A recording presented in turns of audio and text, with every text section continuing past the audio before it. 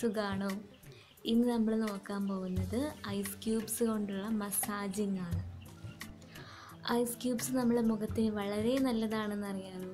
മുഖക്കുരു പോവാനും കണ്ണിൻ്റെ ചുറ്റുമുള്ള ഡാർക്ക് സർക്കിൾസ് പോവാനും കറുത്ത പാടുകളൊക്കെ ഉണ്ടെങ്കിൽ അതൊക്കെ പോവാനൊക്കെ വളരെ നല്ലതാണ് ഐസ് ക്യൂബ്സ്. ഇപ്പോൾ സ്ക്രീനിൽ പല നിറത്തിലുള്ള ഐസ് ക്യൂബ്സ് കാണുന്നുണ്ടാകും. ചിലർക്ക് മനസ്സിലായിട്ടുണ്ടാകും, മറ്റു ചിലർക്ക് മനസ്സിലായിട്ടുണ്ടാവില്ല.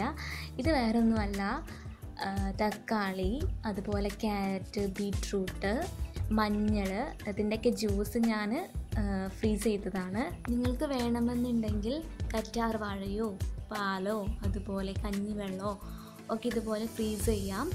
എന്നിട്ട് മുഖത്ത് മസാജ് ചെയ്ത് കൊടുക്കാം.